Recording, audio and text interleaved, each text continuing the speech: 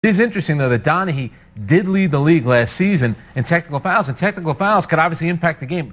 A, you're getting a star player in trouble where you can't get one more technical, plus you're sending the other team to the foul line. Here's one of the questions I have, and I spoke to somebody at the league office today who I trust very well. I'll leave it anonymous.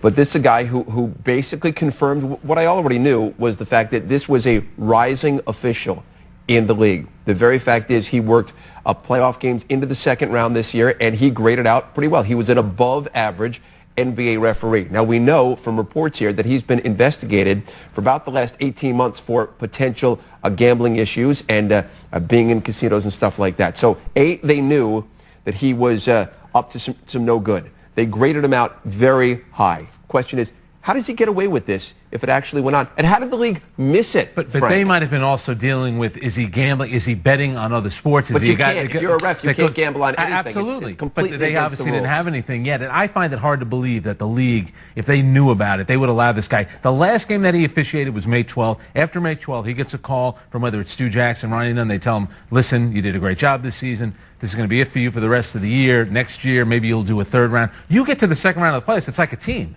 You get to the second round of playoffs, you had a pretty good year because only certain refs then make it to the conference finals and the finals. So clearly the league thought that he was doing a good job. To me, though, I think if name a referee out there, and if this guy's name had come up, you would have looked back and said, you know what, I remember that game where there was this crazy call that happened. The NBA grades its officials about as tough as any, and they grade every single game. And he was grading every call. He was grading out very well. How can you be grading out and under the close scrutiny of the league office, and then they find out you're cheating? How do they miss that? Doesn't somebody have to take culpability here? A lot of people have, you know, second lives, second personas. This guy, from the stories that have been coming out, and people have been quoted as saying they've had run-ins with this guy, endless run-ins. The guy's got a vicious temper, allegedly. He's done some bizarre things. He attacked a postal worker with his truck. He put things in his neighbor's golf bag, a dead bird with, I mean, this guy's bizarre behavior.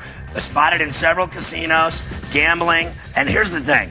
If this guy is already getting death threats in Bradenton, Florida, and the Manatee County sheriffs are at his house, they're going to end up putting this guy in protection. He's going to turn himself in the Bronx. He's going to go through a process, I believe, where they're going to eventually have to hide this guy, because if he's going to spill the beans, he's not safe on this earth when he's dealing with the people that he was dealing with.